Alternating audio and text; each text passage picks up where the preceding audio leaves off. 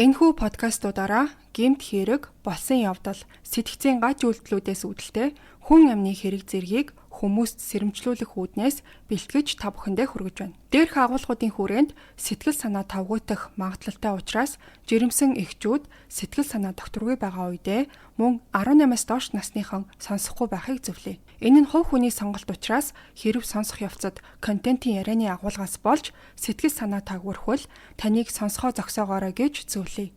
Crime Station Podcast.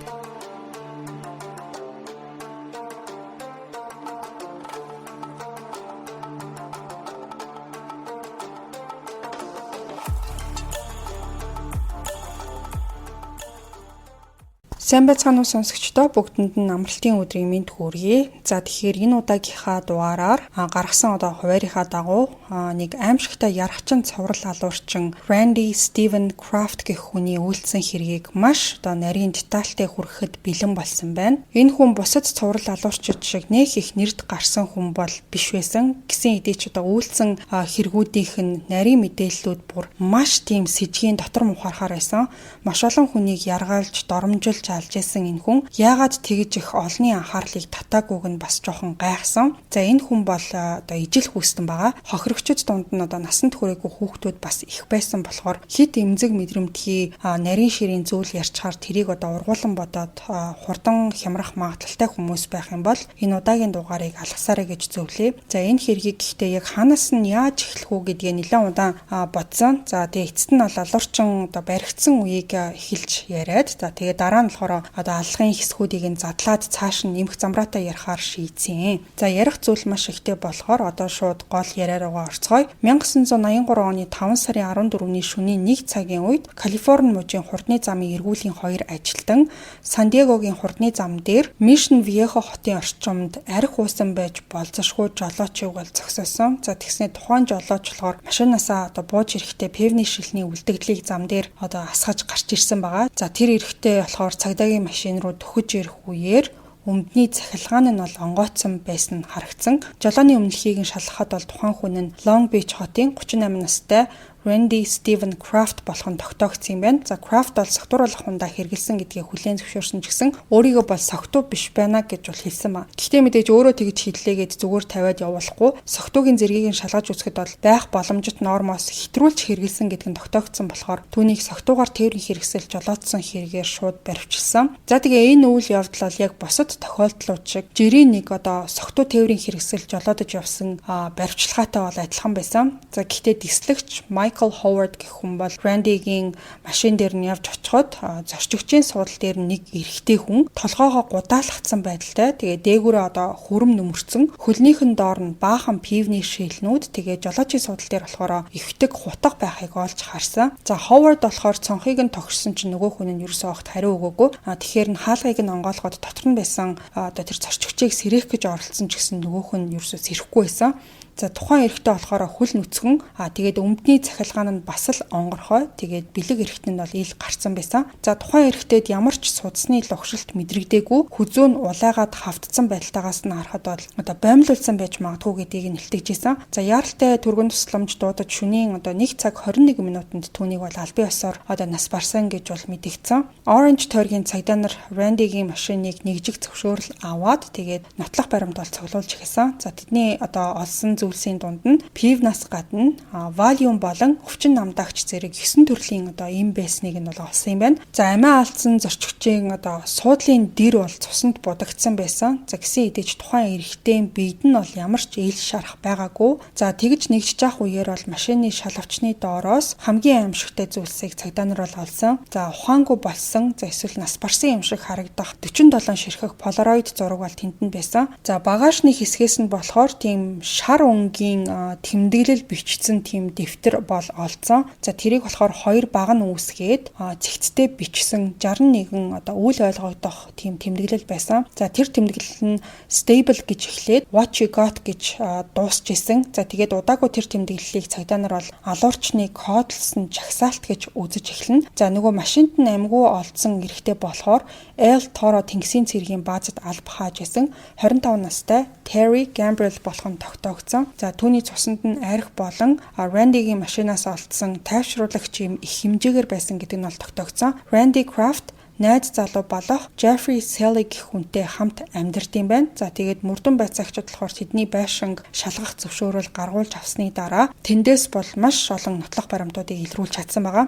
За зочны өрөөний буудан дээр хид хідэн хүний нүцгэн Polaroid зургууд, за гараж дотор нь янз бүрийн бүс, гинж, гутлын үдээс болон хувцсны цуглуулгууд байснаас гадна нэг хүрэн болохоор 1982 оны 12 сард Мичиганд амиа алдсан хүнийх болох нь тогтоогдсон. За энэ явдлаас хэдхэн хоногийн дараа мөрдөгчд Randy-гийн гэрээс олдсон Polaroid зурган дээрх 3 хохирогчийг хэн болохыг нь таниж тогтоож чадсан юм байна. За Randy-гийн хурууны хээ 1975 оны 12 сард болсон алхахын газарт байсан хагархай шилэн дээрээс бол илэрсэн. За анхандаа болохоор Randy-г зөвхөн Terry Gambrell гэх нэг хүний амийг хөнөөсөн хэрэгт буруутгаж $250,000 бонд тогтоогоод саатуулж эхэлсэн. За тэр бол 1983 оны 5 сарын 16-нд гин бурууга хүлээгээгүй болохоор шүүгч түүнийг аюултай хүн гэж үзээд барьцааг нь 3 дахин нэмэгдүүлээд тэгээд шүүх хурал хүртэл хорсон хിവэр нь байлгах тийм шийдвэрийг бол гаргасан. За тэр явдлаас 7 хоногийн дараах барьцаа бууруулах сонсголын үеэр Randy-гийн өмгөөлөгч түүнийг хүчирхийлэл үйлддэггүй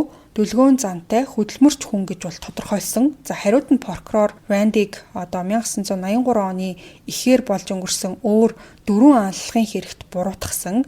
За 18 настай Jeffrey Nelson, 19 настай Robert Loggins, 20 настай Roger DeWall, 21 настай Eric Church нарын хэрэг байсан. За шүүгч бол эдгээр хэрэгүүд дээр Randy-гийн гин бурууга хүлээгээгүй мэдүүлгийг хүлээж авчаад тэгээд барьцааг нь бол бүрэн хүчингүй болгосон. За гэхдээ дараа 7 хоногт нь бол Randy-г 1975 онд 22 настай Mark Hall-ыг тарчлааж хөнөөсөн хэрэгт бас буруутгасан юм. За Калифорни мужид бол тухайн үед аль хэдийн цоврал алуурчдын эрэлт гарч Patrick Kearney гэх trash bag killer гэх очтой 21 хүний амьнасыг хөнөөсөн мөн 10 гаруй цогцтой бэлгийн харилцаанд орсон гэх гаж донтой цоврал алуурчин, за бас William Bonin гэх нэртэй хурдны замын алуурчин хочтой залуу эрэгтэйчүүдийг хүчиндэж тарчлааж алдаг байсан цоврал алуурчны талаар сонссон. За энэ хоёр хүн болохоор 78, 81 онуудад гарч исэн 49 хүний амиа алдсан хэрэгтэй холбоотой гэж үзээд иргэдийн дунд аль хэдийн маш тийм айдас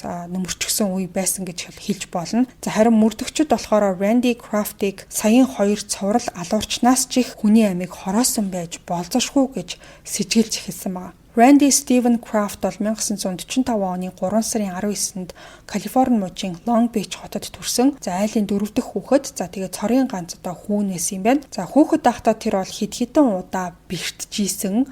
Нэг настайдаа болохоор хүзөөний ясаа хуглаад шатнаас унсан. За толгоогоо цохиж ухаан алдчихсан удаатай гэгддэг. 1948 онд түүний 3 настай байх үед нь Orange County-гийн Westminster руу тэднийх бол гэрээрээ нүүсэн байгаа. Randy тухайн орчинд бол маш хурдан тасаад сургуультай ч гэсэн олон найзуудтай болж томорхын хэрээр хит барууны үзэлтэй хүн шиг болсныг нь онцолж бас дурдсан байлээ. За тэр бол саксофон хөгжим тоглодог тийм чадвартай байсан. 1963 оны 6 сард сургуулаа төгсөөд тэгээд тэр намраа болохоор Claremont College-д элсэж орсон. Коллежид сурч байхдаа тэр бол ROTC буюу нөөц офицерын бэлтгэл хөтөлбөрт хамрагдсан байгаа. За энэ нь болохоор Америк болон зарим оронд ихтэйд сургуулийн оюутнуудад цэргийн боловсрал олгодог. Тэгээд төгсөөд айрамд офицерээр ажиллах боломж олгодог тийм тусгай хөтөлбөр байд юм байна. За тэгээд энэ хөтөлбөрт Randy орсныхоо дараа Вьетнамын дайныг дэмжиж барууны үзлийг дэмжсэн компанид ажилд маш тийм идэвхтэй оролцож нэг л их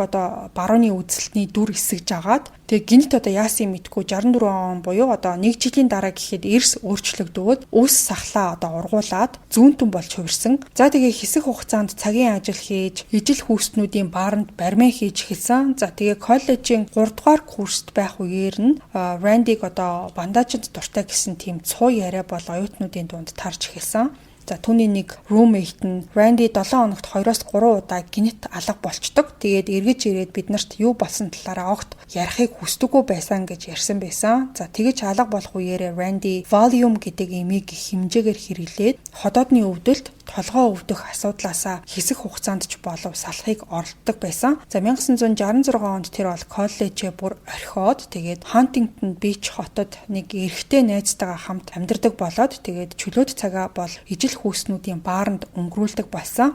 За тухайн 66 онд Randy энгийн хувцастай шалгалт хийгээд явж исэн цагтаад садар самуун санал тавьсан хэрэгээр баривчлагдсан ч гэсэн анхны удаа зөрчил гаргасан болохоор сануулга болгоод тэгээд өнгөрчихсэн юм байна. За яг тэгээ сургуулаа ор тас хайцсан бас биш. 67 оны 6 сард төгсөх ёстой байсан болохоор нэг хичээлээ нухаж суусны эцэст эдийн засгийн бакалавр зэрэгтэй болж ямартаач төгссөн. Ихэнх цагаа тэр бол хичээлд биш харин шар айраг уух, за покер тоглох гэх мэт тиймэрхүү зүйлд улаарч явсаар агаад тэгээд нэлээд олон хичээлээсээ тэр бол хоцорсон байсан юм байна. За тэгснэ тэр үеэр Randy улс төрийн компанид ажилд дахин оролцож эхэлсэн.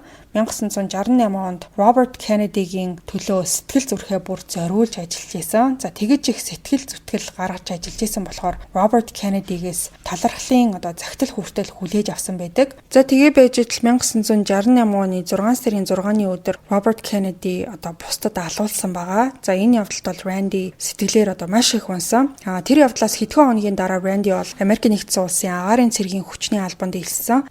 Чадварын шалгалтаа өндөр оноотой өгөөд тэгээд нууц хамгаалалтын шалгуурыг нь даваад Эдвардсын агаарын бааз руу томилогдсон юм байна. 1969 онд буюу 24 настайдаа анх Randy ижил хүүстэн гэдгийг гэр бүлийнхэндээ хэлсэн тэднийг бол шоконд оруулсан. Мөн тухайн оныхоо 7 сард агаарын хүчнээс эрүүл мэндийн шалтгаанаар халагдсан байдаг. За тэгээд жирийн иргэний амьдралдаа эргэж ирсэн Randy бол буцаал нөгөө баарны ажилдаа орж хурдан турахын тулд спирт болон сэтгцэд нөлөөлөх юм хэрэглэж ижил хүүстний амьдралд бүрэн утгаараа автаж эхэлсэн. За тэгээ хид хідэн хүнтэй өрөөний хамтрагч болж амьдарч байсан. За тэр хүмүүсийн хэлснээр бол Randy хідэн өдрөөр ор сургуу алга болчоод тэгээ дараа нь гэртээ ирж 2 өдөр өрөөгөө төгчээд суучдаг байсан. Тэр тэнгисийн цэргийн баазын ойролцоо очдог байсан. Гэхдээ яг юу хийдгийг бол ярьдаггүй. Зүгээр л тэнгисийн цэргүүдийг хайж очсон гэж амандаа буфтнаад өнгөрдөг байсан гэж ярьсан.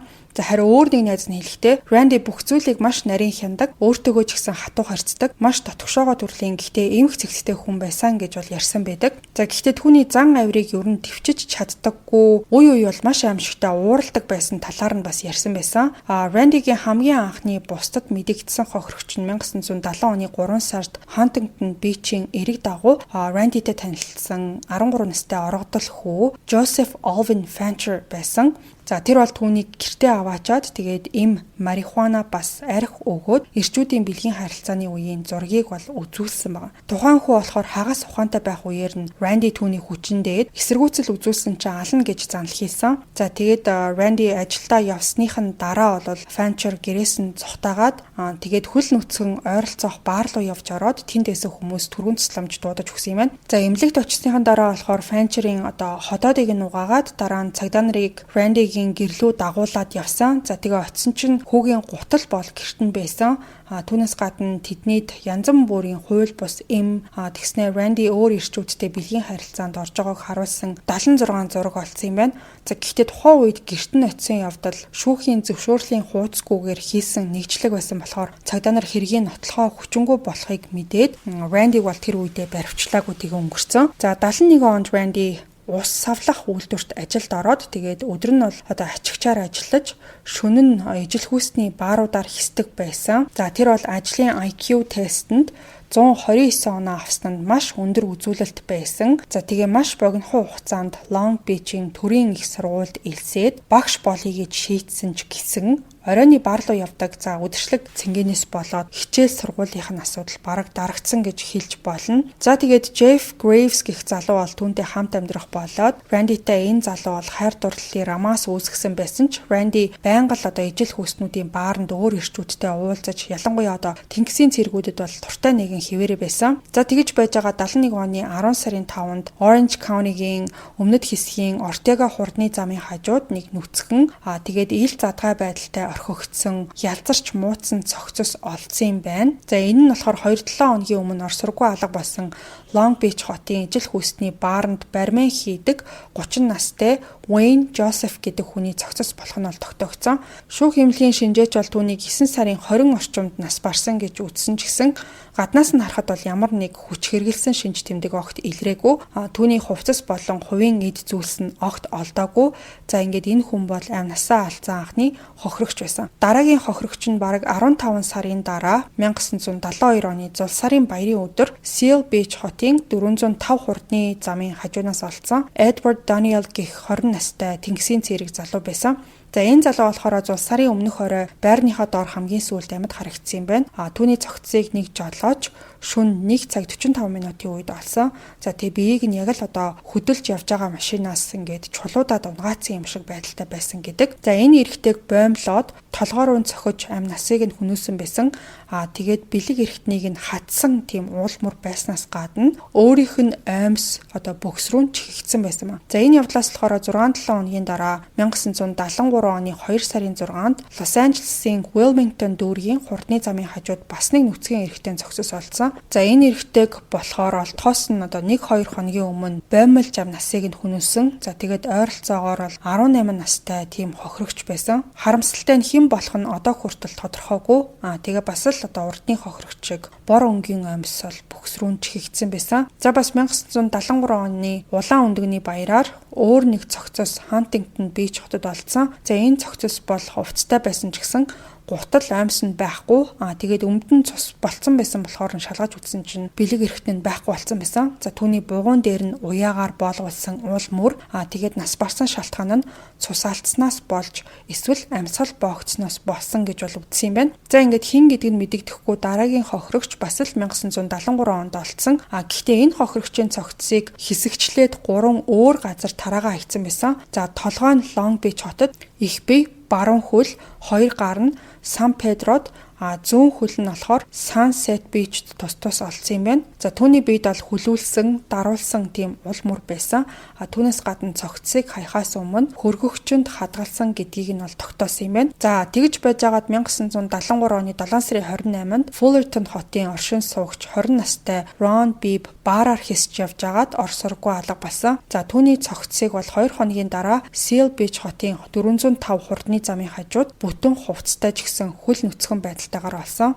За энэ залууг зодож боомлж хүнөөсөн байсан. За урд нь бол түүнийг хүлж хөлнөөс нь дүүжилсэн байж болзошгүй гэж бол бүтсэн.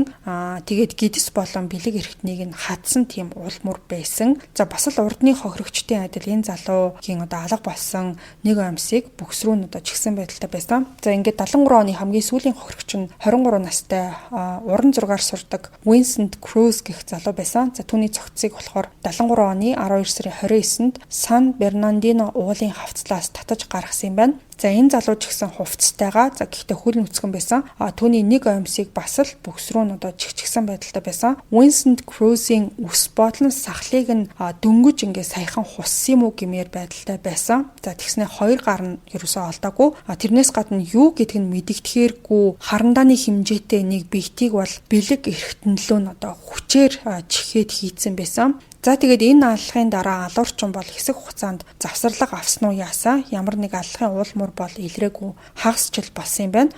Тэгж байж байгаад 74 оны 6 сарын 1-нд 20 настай Malcolm Eugene Little гэх хүнийг хороогоод нүцгэн цогцыг нь Salton тэнгисийн баруун талд байдаг 86 дугаар хурдны замын хажуугийн нэг модны ёроолд төвшүүлээд орхисон байсан. За энэ хохирогч болохоор ачааны машин жолооддог. Гэхдээ тухайн үедээ бол эрхэлсэн ямар нэг ажилгүй байсан. Нас барахаас 7 хоногийн өмнө ажил хайхаар Алабамагаас ирсэн тийм хүн байсан. За алуурчин бол түүний хөлийг нь одоо ингээд арцаалгаж байрлуулад тэгээд эрхтнийг нь тайрсан. Тэгээд модны одоо мөчрийг 15 см орчим гүн одоо бөкс рүү чигсэн байдалтай байсан юм байна. За ингээд дараагийн хохирогч нь болохоор 3-7 хоногийн дараа олдоод тухайн хохирогч нь 18 настай тэнгисийн цэрэг Roger Dickerson гэх залуу байсан.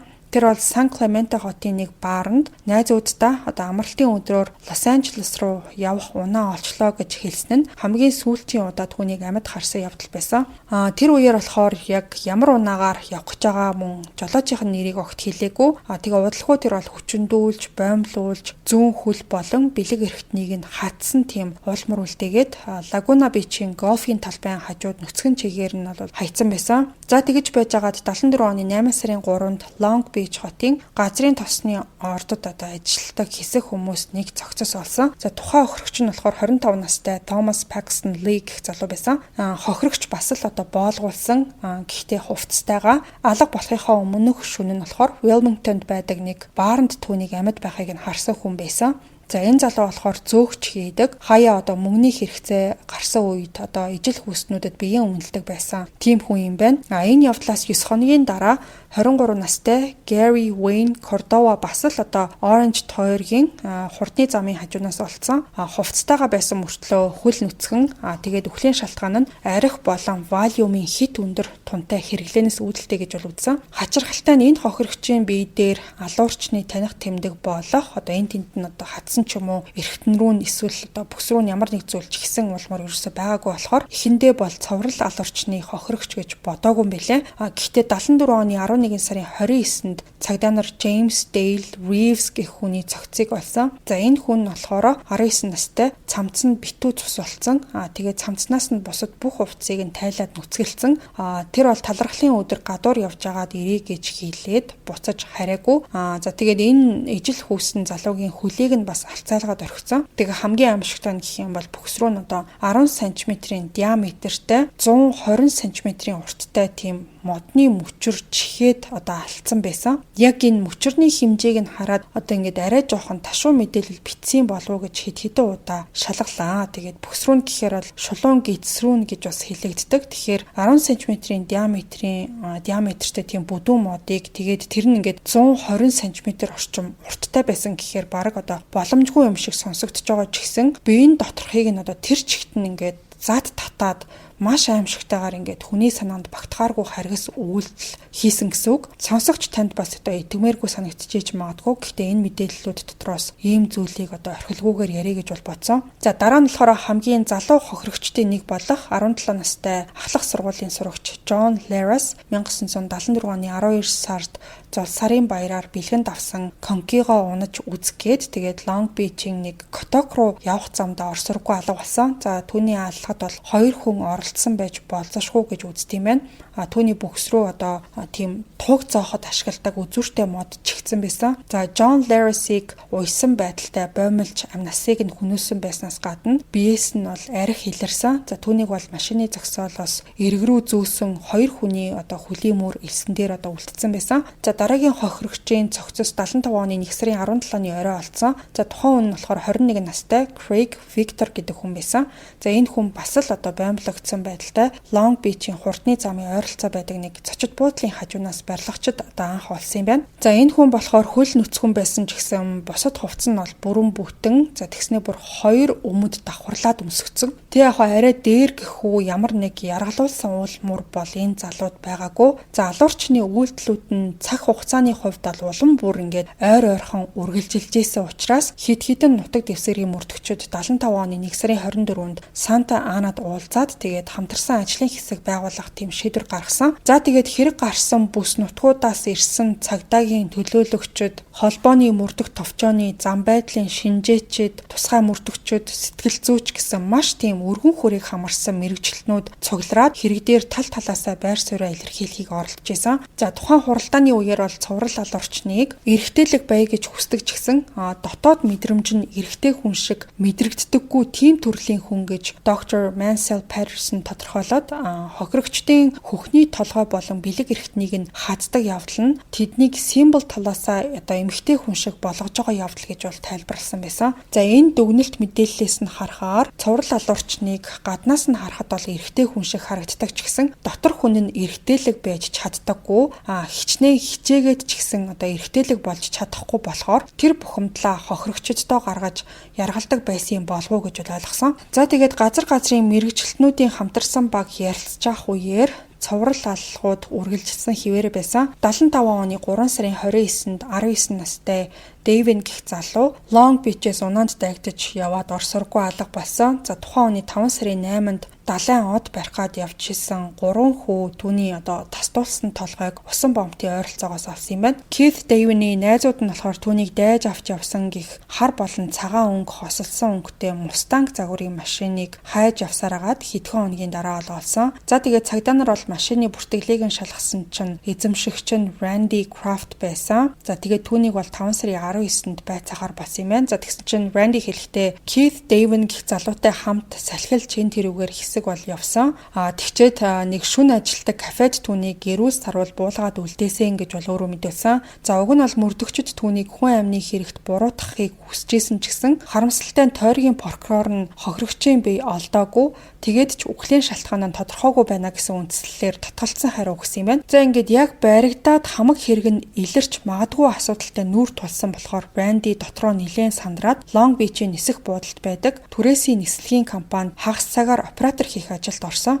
За түүний тархины архаг өвчин болон ходоодны өвдөлт нь улам бүр даамжирч нойргүйдлийн улмаас тэр өвчин нь сидэрч хэцүүхэн байдалд орсон. За эмч бол түүнийг цусан дах сахарын дутагдaltaй гэж бол онш гаргасан юм байна. За ингэж явж байгаад 75 оны 6 сард Randy-г Cherry Park-д садар самун үйлдэл гаргасан хэрэгээр саатуулсан. Дараа нь бол түүний ажил олгогч нь цомгтгол хийгээд Randy-г халсан ч гэсэн тэр бол өөрөө компьютерийн туршлагатай нэгэн байсан болохоор нэг зөвлөх компанид асуудалгүй ажилд орж чадсан юм байна. Ингээд ийм маягаар ажилдаа яваад исэн болохоор цоврал аллага бол 24-7 хоног завсарласан ч гэсэн дахиад л тэрнээс хойш бол үргэлжилж эхэлсэн. 1975 оны Halloween-ийн баяраар 21 настай Larry Gene Walters Los Angeles-т алуулсан байгаа. За энэ явдлаас 2 сарын дараа 22 настай Mark Hall нэг үдшилэг дээрээс орсоргүй алга болоод гадуур албааг гүйцэтгэхэд явж байсан 2 цагтаа түүний нүцгэн цогцсыг нь 76 оны 1 сарын 3-ны өдөр Cleveland-ийн ойгоос олсон юм байна. За цогц нь бол нүцгэн тэгээд жижигхэн модонд хүлцэн түүнийг хүчин дээд дараа нь тарчлааж агаад хороосон байдалтай байсан. Хөлийг нь хутгаарч үсээд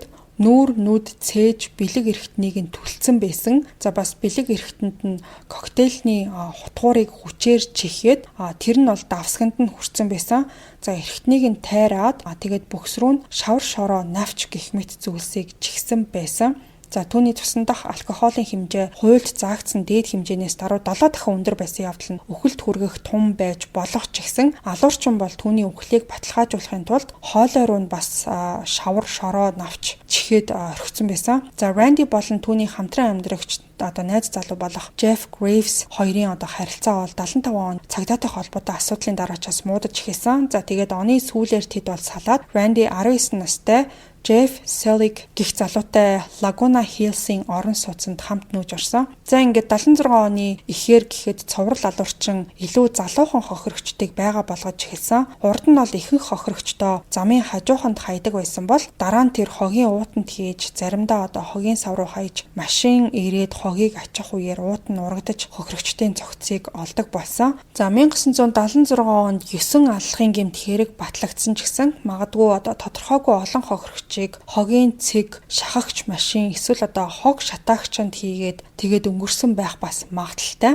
За тухайн оны анхны хохирогч нь 13 настай Oliver Peter гэх хүү байсан. За түүний цогцыг болохоор 76 оны 3 сарын 21-нд Manhattan Beach-ээс олсон юм байна. За дараа нь 4 сарын 7-нд 17 настай Kenneth Eugene цогцыг Inglewood-д хаясан байсныг нь олсон. 14 настай Larry Armendariz-ыг 4 сарын 19-нд Los Angeles-д, 13 настай Michael Craig-ийн цогцыг 6 сарын 11-нд Redondo Beach-ээс тус олсон юм байна. За харин 10 сард нь 16 настай Randy Lawrence гэх хохирогчийг El Cajon хотын зүүн талд байдаг 80-р хурдны замын хажууд хогны уутанд хийгээд орхисон байсан. За түүнээс гадна 19 настай Paul Fox 12 сарын 10-нд Redondo Beach-ээс алга болоод дахиж өрөөсөө олдоогүй. Зарим хохирогчдыг Калифорни, Мексикийн хилийн ойролцоох халуун оршааны газар болон Calexico орчимд аваачиж хаясан байсан. За хамгийн харамсалтай нь бол цагдаа мөрдөгчд маш бага уулмөр олж тэрнтэйгээ холбох ямар ч сэжигтнийг барьж чадахгүй хугацаа ч гэсэн алдсан. За нэмээд бол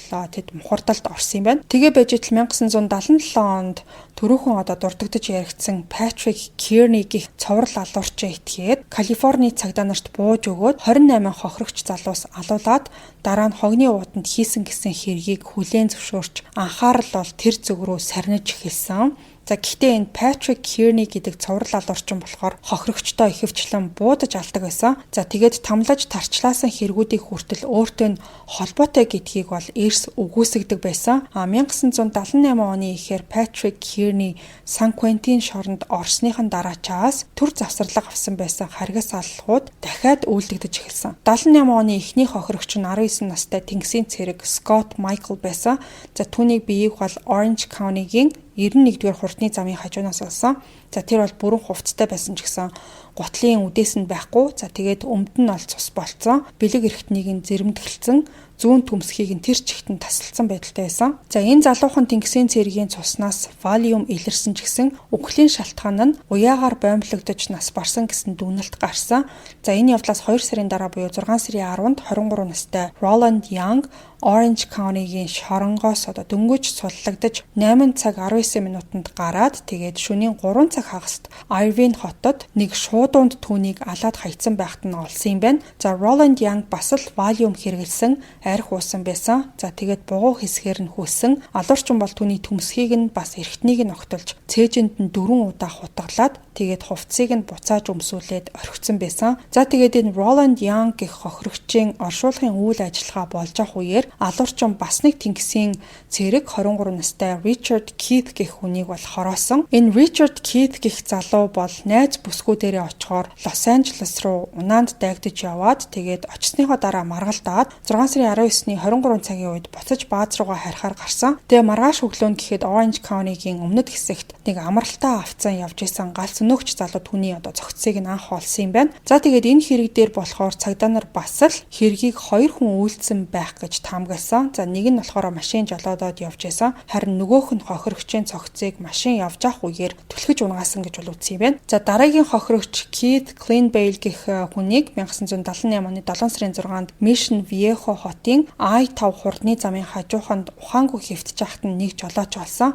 За түргэн цэцлэмж шөнийн 3 цаг 30 минутанд тэр газар явж очсон. Хохирогч арх болон Tylenol-ын тун хэтрүүлж хэрэглэсний улмаас түргэнийх нь түүнийг аварч болж чадаагүй. За шүүх шинжээчдийн мэдүүлснээр хохирогчийн шагаа хэсэгт уяагаар болгуулсан улмөр мөн хөхний орчмыг нь төлсөн сорив байсан гэж мэдэгдсэн. За дараагийн хохирогч нь 21 настай ачааны машины жолооч Michael Joseph байсан. Түүний цогцсыг 78 оны 11 сарын 18-нд олсон. Бэлэг эрхтнийг нь тэр чигтэн тайраад авцсан. Том биетээр хүчирхийлэл үйлдсэн. Завхийг нь болохоор машин дотор байдаг нөгөө тамхины асаагуураар төлцсөн байдалтай байсан. Түүний цогцсыг 72 оны 12 сард Edward Moore гэх хүний цогцсыг олсон газраас ердөө 6 метрийн зайд хайцсан байсан. За тэгээд дараагийн цогцсыг бол олон хүн харсан байгаа.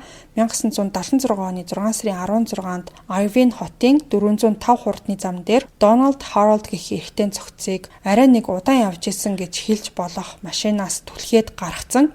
За тэгээд олон гэрч харсан болохоор яг ямар машин байсан талаар мэдүүлэг авсан чинь энгийн суудлын машин уу эсвэл фургон байсан уу гэдэг дээр гэрчүүдийн санал нь зөвлөлтөд явцсан. За тэгээд Donald Harold гээд хохирогч нь болохоор бас л тэнгисийн цэрэг.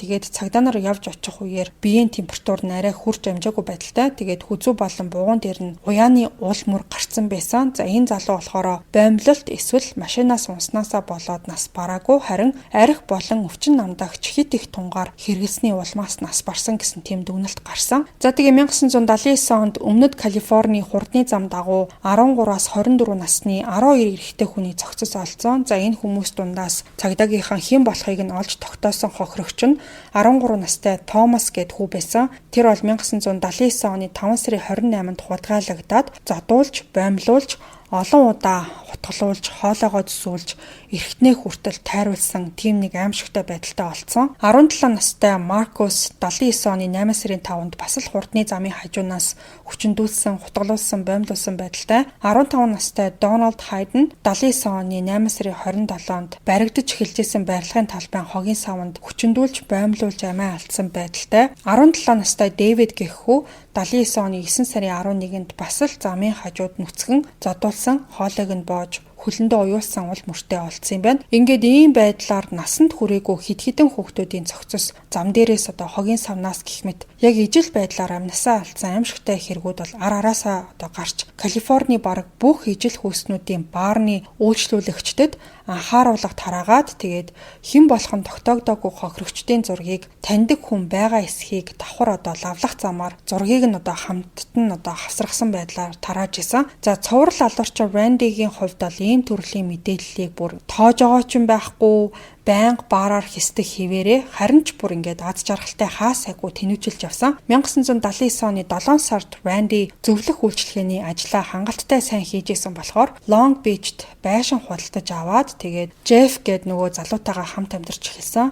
За тэд бол 78 оны 8 сард Мексик руу, 79 оны 5 сард Lake Tahoe руу, тэгчээ дараа нь Америкийн зүүн эрэг дагуу нэлээд урт аялалч гисэн хийгээд амьдсан. За тэдний танилуудын хэлснээр бол Randy Jeff хоёр маш сонин цагийн хуваарьтай. Jeff нарийн богоны газарт ажиллаад, Randy болохоор шөнийн цагаар бараг хаашаач хамаагүй утга учиргүй олон жил тэнүүжилж явдаг байсан гэж бол ярьсан. 1980 оны 8 сараас эхэлж Randy LSI гээд компанид зөвлөхөөр ажиллаж, Michigan, Oregon, San Diego зэрэг бүс нутгийн салбаруудтай холбоотой ажиллаж исэн. За тухайн үед бол үндсэн цалин болон амралтын өдрүүдээр давхар хийдэг байсан ажлынх нь орлого нийлээд 80-81 онуудад жилд дор хаяж $50,000 бол хүрч исэн.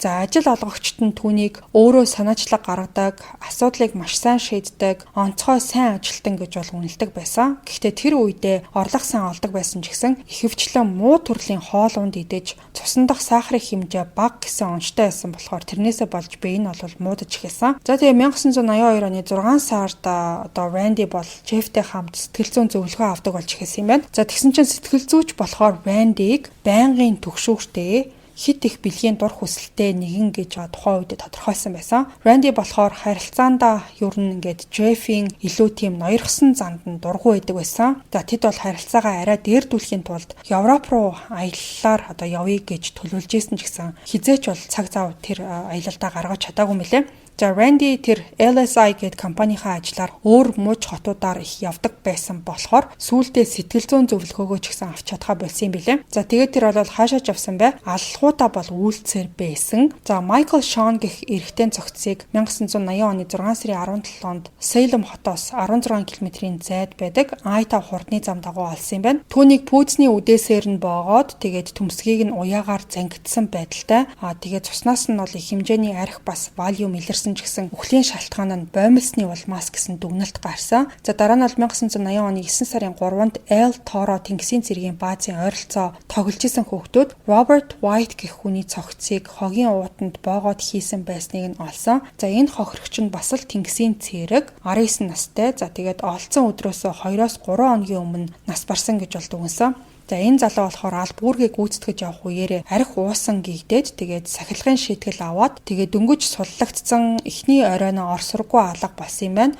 Түүний цуснаас арх болон харшлын им их тунтай илэрсэн. За тэгээд энэ залууг болохоор ууж хэрэгэлсэн зүйлээсээ болж амиа алдсан гэж үзээд тэгээд золгүй осол ухааны юм хилээд бол өнгөрчихсэн юм байна. Гэхдээ 1983 онд Randy баригдаж машинд нь нэгжлэх хийж нотлох баримтууд олцсноос хойш түүний талаарх цагдаа нарын үзэл бодол нь бол үржлэгдсэн. За тэгээ 1981 онд анхны мэдэгдсэн хохирогч нь болохоор 17 настай Michael Dwayne байсан. Тэр оны 4 сард Калифорни руу Сиэтлаас машинд дайгдаж явж байгаад Орегонд алуурчинтай бол таарлцсан байгаа. За түүнийг бас л I-5 хурдны зам дагуу хайсан байсан.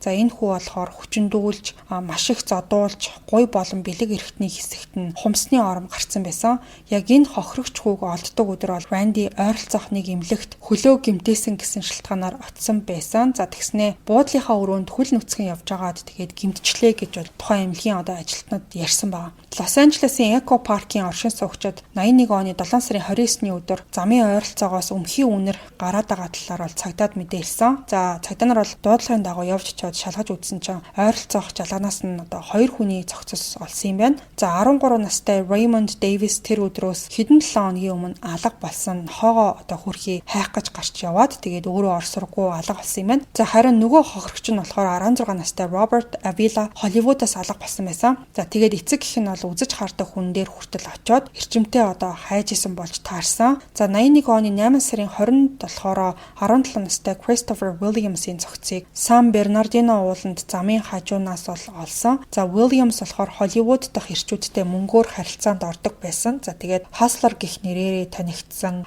Түүнийг бол 2 төрлийн масууруулах хэмээр масууруулсны дараа хамарлуунд цаас чихээд тэгээд хоолойг нь боож бол алсан байсан. Oregon-оос олдсон 3 дахь хохирогч нь 26 настай Brian Witcher гэдэг хүн байсан. За энэ хүнийг болохоор 81 оны 11 сарын 26-нд Portland-ийн ойролцоох Idaho хурдны зам дагуу хайцсан байсан. Түүнийг арх болон валюмаар масууруулад боомлж алсан байсан.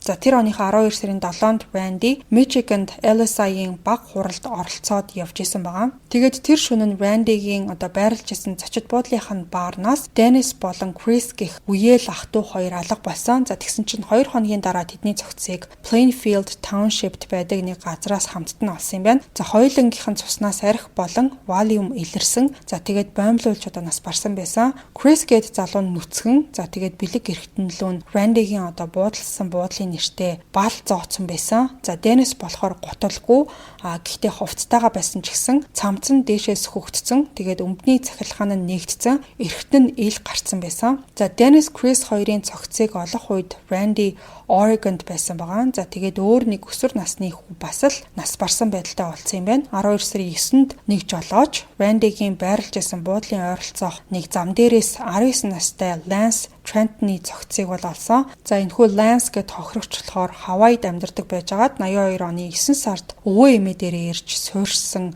тийм залуу байсан. За түүнийг болохоор арх валюмаар масууруулад амруу нь оймсч ихэд амьсгалыг нь боогдуулж хөнөөсөн байсан. За энэ явдлаас 9 хоногийн дараа Oregon мужийн Hubbard-ийн ойролцоо лаад түүж явсан нэг эрэгтэй 29 настай Anthony Jose гэх хүний цогцыг анх олж харсан. Түүнийг бол 12 сарын 3-нд ажилласаа гараад унаанд дайгдах гад зогсож байхад нь хамгийн сүүлд харсан байдаг.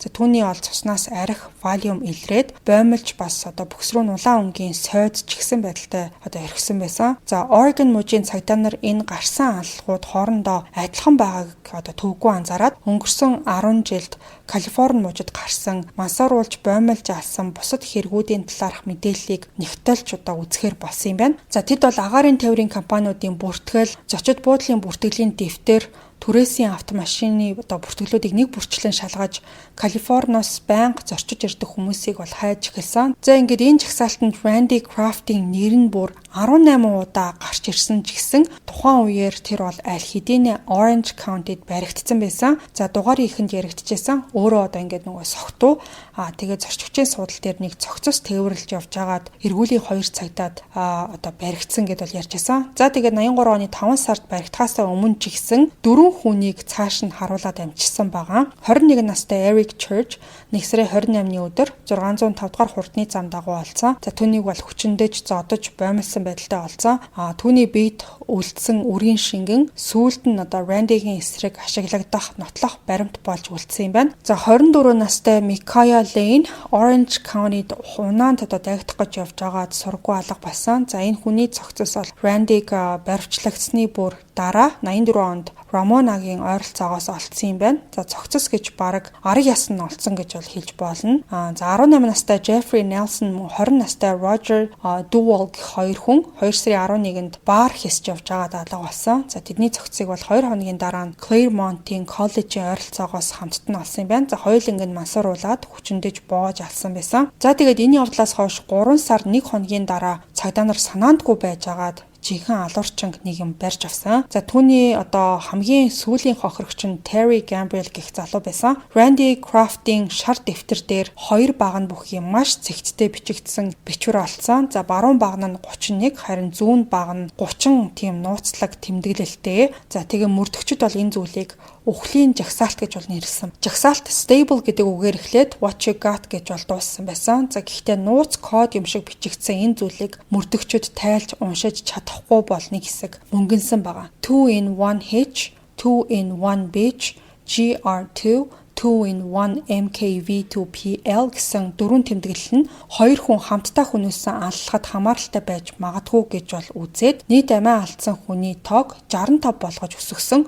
За гэхдээ энэ тэмдэглэлүүдээс зөвхөн 2-in-1 Hitch гэсэн байсан нь бол тайлагдсан юм байна. Jeffrey Nelson болон Roger Dewall-ийн аллагыг энэ тэмдэглэл илтгэжсэн гэж бол үзсэн. За тэгээд цагдаа нар бол хохирогчдын нэрийг жагсаалтын 45 тэмдэглэлтэй холбож чадсан ч гэсэн Eric Church болон Terry Gambrell хоёрын тухай тэмдэглэл огт байгаагүй гэж үзсэн. Нийтдээ бол 67 хүн нас барсан. За тэдний 22 нь өнөө хүртэл олдоогүй бас танигдаагүй байгаа. EDM гэдэг нь Edward Daniel Moore-ийн нэрийн эхний үсгүүд байсан бол Jail Out гэдэг нь согтуугаар баривчлагдаад тэгээд шоронгоос суллагдсныхаа хэдхэн цагийн дараа алуулсан Roland Young гэх залууг илтгэжсэн.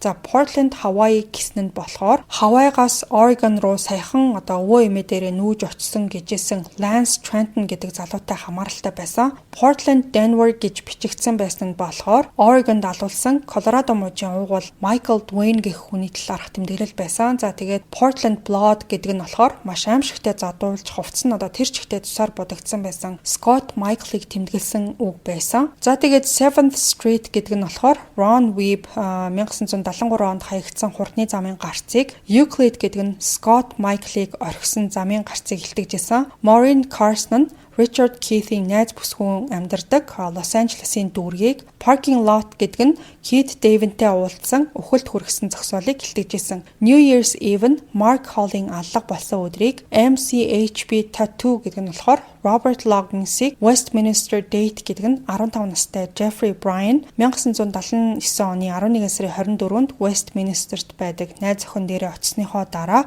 орсоргүй алга болсон хэргийг тус илтгэжсэн. Airplane Hill нь Huntington Beach-ийн ойролцоо орхигдсон танихгүй хүнийг, Marine Drunk Overnight Shorts гэдэг нь болохоор ямар ч өмдгүү Irvine-д хаягдсан Donald Harold-ыг илтгэжсэн. За бусад тэмдэглэлүүд болох Stable, Angel, Harry Carey, England, Oil, Twiggy, Portland, Portland Head, Portland Reserve, Portland Egg зэргийг бол тайлж чадаагүй. За тэгээд Randy Kraft ч гэсэн өөрөө цагдаад энэ тэмдэглэлийнхаа талаар ямар ч тусламж үзүүлэг байгаа. Тэгснээр тухайн тэмдэглэлүүдээ амьд тэгээд эрүүл сарвал байгаа ижил хүүстэн түншүүдтэйгээ үүсгэсэн холбоо харилцаа эсвэл өдөр тутмынхаа амьдралын жирийн явдлуудаа ийм маягаар тэмдэглэж бичдэг гэж зүтгэсээр байсан. За Randy Kraft бол угаасаа маш тийм хянамгай зантай OCD-тэй нэгэн байсан. За тиймээс тухайн жагсаалт ямар нэг аллахтай холбоотой биш. Тэгснээ ичгүй би ч бас гимзэмгүй хүн гэсэн байр суурьтай байсан. За цуврал алуурчин баг мөн гэдгийг олон ч зүйл харуулж исэн болохоор прокурорын хувьд бол тэр бүх зүйлийг шүүх хурал дээр батлах ажил үлдсэн. 1983 оны 9 сарын 8-нд Orange тойргийн тэслэгч Brad Gates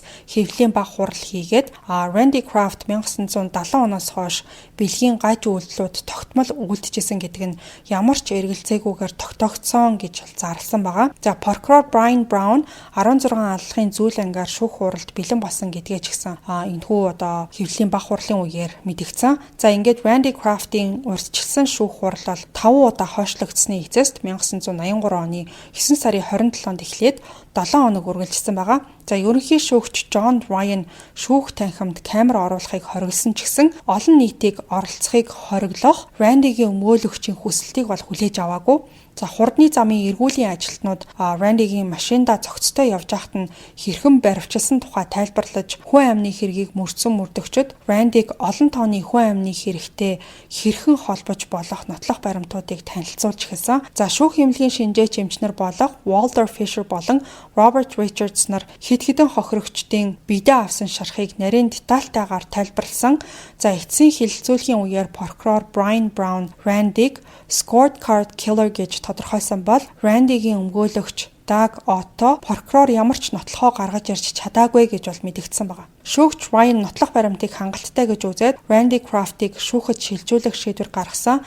За гэхдээ шүүх хурал эхлэхэд бол өмгөөлөгч Doug Otto тэнд байгаагүй. За яасан гэсэн чинь 1984 оны 8 дугаар сард Randy Kraft Оттог зөвлөхөөр ажиллахыг шаардаад тэгээд тэрэнд нь болохоор Отто дургуйцээд хэргийг бол тэр чигтээ орхисон юм байна. За тэгээд Оттогийн оронд өөр өмгөөлөгч яаралтай солих шаардлагатай болоод хуулийн үйл явц цаашаад цаг алдалгүй үргэлжилж 1987 2016 оны 4 сар гэхэд Калифорни мужийн татвар төлөгчид 2 сая $2 зардал үүсгээд амжсан байсан. За Randy Craft-д дахин 8 алхахын зүйл ангиар хэрэг үүсгэсэн. За 6 нь болохоор Oregon-д, 2-ыг нь Michigan-д. Гэхдээ харамсалтай нь бол нэмэлт хэрэгүүд шүүхтээр амжилт олоогүй. Баривчлагдсанаас хойш 5 жилийн дараа 1988 оны 9 сарын 26-нд Randy Craft-ийн шүүх хурал шүүгч Donald McCartney удирдлаганд ороод эхэлсэн юм байна. За өмгөөлөгчдийн гаргасан 1983 оны нэгжлэгийн үеийн бүх нотлох баримтыг хүчингүй болгох хүсэлтэнд шүүгч татгалцсан байгаа. За тэгээд Orange тойргийн 16 хохирогчоос бусад холбоотой альва нотлохоо дурдтгалыг ашиглахыг бол ерөнхий шүүгч хориглосон.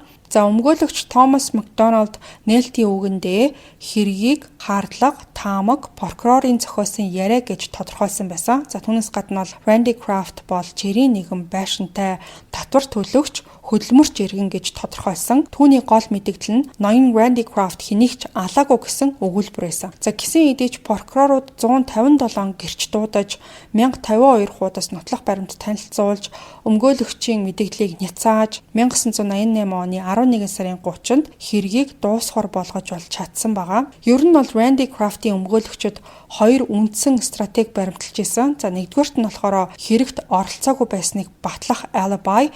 За хоёрдугаарх нь болохоор өөр сэжигтнүүдийг тэр дундаа одоо нөгөө түрүүн дурддагчсэн цуврал алуурчид болох William Bonin болон Patrick Kearney гэсэн хүмүүсийн нэрийг дурдж гаргаж ирэх тийм төрлийн тактик байсан байгаа. За өмгөөлөгчд нь түүнийг бол хүнлэг талаас нь харуулахын тулд гэр бүлийн гэрэл зургуудыг нь үзүүлж шоронд байсан 6 жилийн хугацаанд үлгэр жишээ хоригдл байсан талаар нь бараг 10 харгалзагч тэгж гэрчилж ярьсан байгаа. Ер нь бол одоо тэгж ярих хэрэг байсан ч юм уу үгүй ч юм уу. Хуучин хамт ажиллагчид нь болохоор түүнийг маш тийм нөхөрсөг, нээлттэй, хэвийн зан ааштай хүн байсан гэж мэдүүлээд нэг нь болохоор бүр ингээд хэрвээ Randy Craft-ыг цаазаар авбал нийгэм үнэхээр гайхалтай оюун ухаантай хүнээ алдах болно гэж хэлсэн. Бүр энэ дээр нээдж хүрэх шиг, уурч хүрэх шиг. За тэгээ эцсийн хилцүүлэг болохоор 1989 оны 5 сарын 1-нд дуусч тангарахны шүүгчид 11 өдрийн турш хилцсэний эцэст шийдвэрээ бол гаргасан байгаа. За тэд бол Randy Craft-ыг Roger Dewall-ыг хүчирхийлсэн хэрэгээс цагаатгсан ч гэсэн 16 аллахын бүх зүйл анги дээр буруутай гэж үзэж байгаагаа мэдэгдээд Michael Joseph-т бэлгийн хүчирхийлэл үлдсэн, Jeff Nelson-ы төмсгийг тайрч зэрэмдэглэсэн гэж тус бол буруутгасан юм байна. За гин буруутай гэсэн шийдвэр гарснаас хойш Randy Craft-ийн өмгөөлөгчид ямар ч гарцгүй болсон болохоор түүнийг гим зэмгүй гэхээсээ илүүтэйгээр түүний хүчирхийллийн шинжтэй зам байдал нь сэтгцийн хяналтгүй байдалтай нь холбоотой гэж тайлбарлаж сэтгцийн эмч хүртэл дуудаж авчираад мэдүүлэг өгүүлсэн байгаа. За тэгснээ цаазаар авах ялыг эсэргүүцдэг хэд хэдэн шашны төлөөлөгчдийг шүүх танхимд авчирч бас л мэдүүлэг өгүүлсэн боловч ерөнхий шүүгч McCartney тэднийг үнэхээр инээдтэй хитрхи хол үсчээд үнэхээр тэнэг байлаа гэж дүгнсэн байсан. За прокурор Brown Randy-гийн бичсэн scorecard листийг дахин хянаж түүний ганц асуудал нь бэлгийн дур хүслээ хангахын тулд хүн алдаг явдал гэж тангарахны шүүгчдэд хандаж бол хэлсэн байгаа. За тэгээ ерөнхий шүүгч бол тангарахны шүүгчдийн эцсийн шийдвэрт үндэслээд Randy Steven Craft-д цаазаар авах ялын тогтоолыг 89 оны 11 сарын 29-нд албан ёсоор зарласан юм байна. За ерөнхий шүүгч McCartney алга болсон хүүхдүүдийн эцэг эхчүүдээс хүлээж авсан хэд хэдэн загтлыг дурдж тэдний хөвгүүдийг алсан талаараа ямар нэг мэдээлэл өгөх үү гэж Randy-гаас асуусан. За мэдээж тэр бол юу ч дуураагүй. Хууль ёсоор давж заалдах хүсэлт гаргах үеэрээ чи эцсийн мөчөд эдгээр хүмүүс туслах тухай бодож магадгүй юм а гэж одоо ерөнхий шүүгч McCartney бол хэлсэн. За Randy Craft-ийн шүүх хурал Orange тойргийн түүхэнд дэх хамгийн урт буюу 13 сар за мөн хамгийн их мөнгө зарлагдсан буюу 10 сая орчим долларын зардалтай байсан ч гэсэн за түүний давж заалдах шатны ажиллагаа эннээс ч удаан сунжирч үргэлжилсэн байгаа. За тэгээ эннээс гадна айгүй инээдтэй зүйлүүд нэлээд их болсон. Хамгийн анхны давж заалдах шатны шүүх хурал дээр Randy Craft Калифорни мужийн цаазын алтнуудыг хийн камерт хийж ялыг гүйцэтгэдэг явдал нь Америк нэгдсэн улсын үндсэн хуулийн 1-р нэмэлт заалтад заасан шашны эрх чөлөөг зөрчиж гин гэж мэдгдсэн ч гэсэн энэ гомдлыг бол шүүх шууд хэрэгсэхгүй болгосон. За тэгснэ дараа нь болохоор 1992 онд Randy сэтгүүлч Dennis McDougal болон Warner Books хэвлэлийн компанийг бол шүүхэд өгсөн байна. Тэгээ яасан гэсэн чинь өөрийнх нь тухай бичигдсэн Angel of Darkness буюу харанхуйн сахиусан тэнгэр ном нь түүний нэр төрийг гутааж сэтгцийн өвчтөй гаж донтой хүн мэтээр буруугаар дүрсэлж ирээдүйд ажил эрхлэх боломжийг нь үгүй хийлээ гэж ичгүй мэдэгдсэн. Randy Kraft болохоор энэ хэрэгт 62 сая $62 нэхэмжсэн жигсэн шүүх бол 1994 оны 6 сард энэ нэхэмжлэлийг нь үндэслэлгүй гэж үзээд хэрэгсэхгүй болгосон. За тэгээ нөгөө шүүхэд өгсөн сэтгүүлч тэгээд хэвлэлийн компани нь харин ч бүр хууль зүйн зардалд $50,000 зарцуулсан байсан. Тэгээд тэр мөнгөөр Randy-гаар нөхөн төлөвлөх арга хэмжээ авч нэхэмжлэл гаргасан байгаа. За тэгсэн чинь шүүх болохоор нөгөө сэтгүүлчийн нэхэмжлэл бичгэд ашигласан компьютерийг нь хурааж авахыг оролцсон. За тэгээд сэтгүүлч McDougall хэлэхдээ би Randy Kraft-ийг матрасанд ороо алтнуусан байж магадгүй гэж нөхөн төлбөр нэхэмжлээгүй. Харин миний санааг хамгийн их зовоож байгаа асуудал бол гэмт хэрэгтэн тэр дундаа хамгийн аимшигтай хэрэгүүдэд буруутай гэдг нь тогтоогдсон хүн дуртай үедээ хэн нэгнийг шүүхэд өгч болдог явдалд харамсаж байна. Тэд хийх хоосон гомдол гаргаж шүүхийн системийг дарамтлаж байна. Төр тэднээс сохор зоосч авалгүйгээр ийм үйлдэл хийхийг нь зөвшөөрдгөө гэж ярьсан байсан. За энэ бол маш оновчтой бас товч тодорхой дүгнэж хэлсэн юм уу гэж бол бодогдсон. За их баригчид бол Randy-гийн тэмдэглэлийг нягтлж шалгаж түүнтэй хамтарч исэн байж болзошгүй этгээдүүдэд анхаарлаа хандуулж эхэлсэн. Huntington Beach-д хаягдсан хэн гэдг нь үл мэдэгдэх цогцос 1995 оны 3 сард хэн болох нь тогтогдож 18 настай тэнмэл Kevin Clark Bailey гэдэг залуу болохыг нь мэдсэн. За гэхдээ үхлийн жагсаалтанд багтсан 22 хүн одоо хүртэл хэн гэдэг нь мэдэгдэхгүй сургаггүй хിവэрэ үлдсэн юм байна. За энэ бүхнээс хоёр хэргийг шүүх шинжилгээний нотлохоо өөр алуурчин үйлдсэн байж болзошгүй гэдгийг бол илтгэсэн. За яагаад гэхээр Laros-ийн цогцыг олдсон газарт бол хоёр хүний хүлийн мөр Eric Church-ийн биес болохоор үл мэдэгдэх хүний үрийн шингэн бас илэрсэн юм байна. 2000 оны 1 сард Beach Magazine-д нийтлэгдсэн бичвэртээ сэтгүүлч McDougall Bob Jackson гэх хүнтэй хийсэн ярилцлагаа дэлгэсэн байгаа. За тухайн Jackson өөрийгөө Randy Kraft-тай хамт 2 ч удаа унаанд тагцсан залуусыг хүнөөсөн гэдгийг хүлээн зөвшөөрч нэгийг нь 1975 онд Wyoming-д нөгөөхийг нь болохоор 76 онд Колорадо мужид алсан гэж бол ярьсан байсан. За түүнээс гадна 1977 оноос хойш Калифорни мужид Randy Kraft-тай хамт хэд хэдэн аллага үйлдсэн гэдгээ бол хэлсэн. За Randy бол түүнийг Twiggy гэх хотоор дууддаг байсан. За тэгээд Bob Jackson жагсаалт дээр байгаа Twiggy гэсэн тэмдэглэл нь тэдний хамт үйлдсэн аллахын нэгийг нь илтгэжсэн гэж бол хэлсэн. За түүнээс гадна бол хамгийн амар дотор харьцаалагмаар зүйл нь юу байсан гэхээр Randy зөвхөн өөрийнхөө тод санаанд нь үлдсэн хэрэгүүдэл дэвтэртээ бичдэг байсан. Бодит амьдрал дээр түүний гарт амиа алдсан хүмүүсийн тоон 100 төгсөөн гэж бол Bob Jackson ярьсан байсан. За сэтгүүлч McDougall болохоор Bob Jackson-ы мэдүүлгийг Orange тойргийн цагдаагийн хилтэст хүргүүлээд ярилцлагын бичлэгийг тэр чигт нь цагдаа нарт өгсөн байгаа. За мөрдөгчд Bob Jackson-ыг байцааж эцэст нь бол түүнийг сэтгцэн эмнэлэгт хэвтүүлэхээр болоод тэгээд энэ эрэгтэйд бол ямар нэг хүн амны гэмт хэргийн ял энтерэг ерөөсөө тулгаагүй билээ. За хэрвээ цагдаа нарын таамаг үнэн байх юм бол бодит хохирогчдын тоо 100 өгөж за энэ бүх хэргийн талаас дээшийг нь Randy Kraft ганцаараа хүнөөсөн байж болзошгүй гэж бол үзсэн. За Randy Kraft гэх хүн бол энэ жил 80 настай. San Quentin хорих ангид одоо хүртэл цаазаа хүлээгээд амьдрах нөхцөлийг нь татвар төлөгчдийн мөнгөөр санхүүжүүлээд тэгээд амьд арцаагаад мэд мэлтийгээд байж байгаа юм байна. За тэгэхээр хэдүүлээ энэ хүн чухам яагаад ийм зүйл хийдэг байсан? Ер нь ямар хүн ийм зүйл хийхэд хүрдэг вэ гэсэн гол хэсэг рүү оръё. За зарим хүмүүс бол багтаа ямар нэг харигслал амсч тэрнээсээ болоод хүний санаанд багтахааргүй ийм төрлийн хэргийг үйлдсэн байдаг. Харин зарим нь болохоор сэтгцэн эрүүл мэндийн асуудлаас болж бүх зүйл нь хяналтаас гарсан тохиолдол ч гэсэн байдаг. За мэдээж хүний санаанд ормооргүй ийм хэрэг хийсэн хүнийг сэтгэл зүйчид, криминологчид, за бас өмгөөлөгчд нь хүртэл Randy Kraft-ыг сэтгэл зүйн үүднээс нь дүгнэж ерөнхийдөө бол мэрэгжлийн түвшинд ойлгохыг хичээсэн байдаг. За тэгэхээр хамгийн ихний дүгнэлт нь болохоор тархины функцийн онцлог байгаа. За түүний тархийг нь скан хийж үзэхэд бол фронтал буюу урд хэсэг нь хит мэдрэг. Тэгээд зан төлөвийг нь зохицуулах уг нь үүрэгтэй байдгийн байна. За тэр чухал зүйл нь алдагдсан байж болзошгүй гэдгийг нь бол харуулж исэн. За хүний тархины урд хэсэг нь болохоор ямар нэг үйлдэл, сэтгэл хөдлөлөө хянах, нийгмийн хэм хэмжээнд нийцэх чадвар бол энэ хэсэгтэй холбоотой байдаг гэж үздэг. За тэгэхээр яг энэ хэсэг нь гэмтсэн байгаа тохиолдолд хүн ёс бус этгээд зан авир гаргах нь бол элбэг байд юм байна. За Randy-гийн хувьд бол энэ төрлийн тархины гажиг нь мэдрэмж, донтолт, бэлгийн инстинктийн хяналтыг нь бууруулсан гэж бол үзсэн.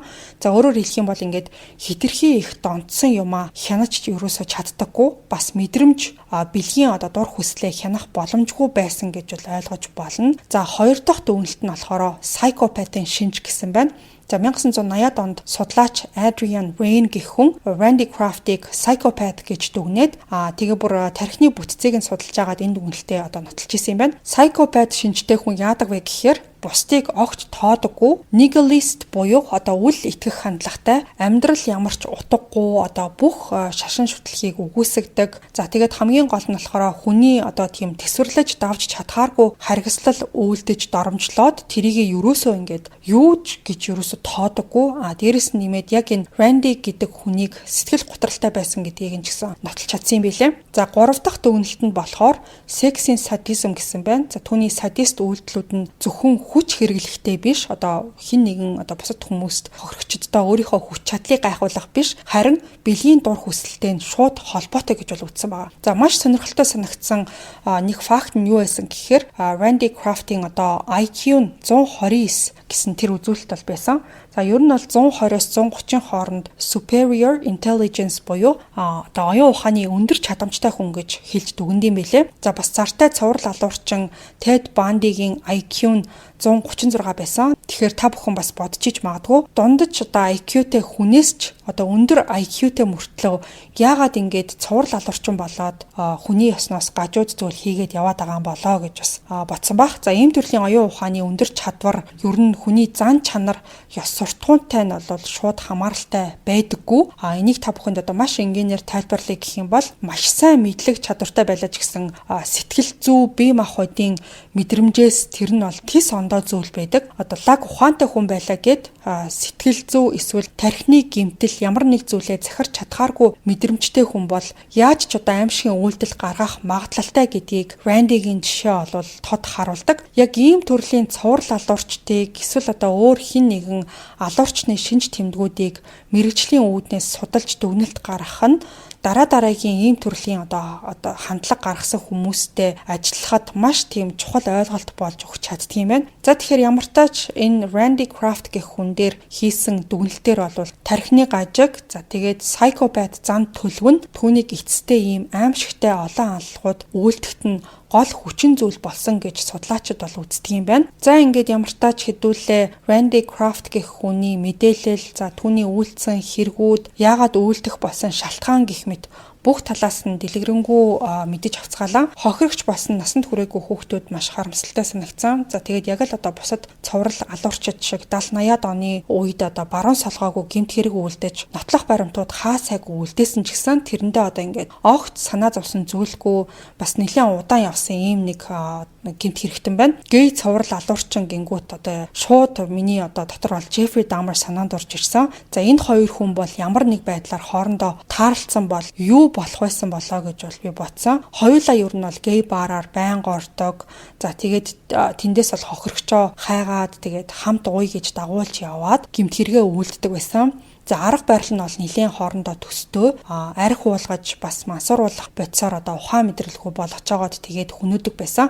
За Jeffrey бол хохирогчтой иддэг байсан нь бол хүний ёсноос хитрхи тийм гажууд байсан ч гэсэн Randy болохоор ингээд хохирогчдыг доромжуулж эрхтнийг нь тастаж эсвэл маажиж, урж, хазаж бүхс рүү юм чихэж орхидог байсан гэхээр энэ хүн бас ингээд сэтгцийн хувьд хитрхи гаж хүн байсан гэдгийг нь бол харуулж байгаа. За Jeffrey Dahmer болохоор Milwaukee-д 1978 91 оны хооронд гэмт хэрэгээ үйлдэжсэн бол Randy Kraft болохоор 1972-оос 83 оны хооронд үйлдэжсэн гэхээр баг ингээд ижил цаг хугацаанд хоёр талд гэмт хэрэг үйлдэжсэн хоёр гей цуврал алуурчид юм байна. За Randy Kraft бол нэлээд олон төрлийн тийм хочтой юм байлээ. Хурдны зам дээр хохирогчдоо унгаачаад тэгээ явцдаг байсан болохоор Freeway Killer буюу хурдны замын алуурчин гэсэн нэг хочтой. Southern California Strangler буюу өмнөд Калифорни боомлогч. За бас Scorecard Killer гэсэн байсан. За өөрийнх нь тэр нэг шар дэвтэр дээрээ бичсэн байсан нууц код юм шиг тэмдэглэл байсан гэд түрүү ярьжсэн. Тэгээд тэр тэмдэглэлээс нь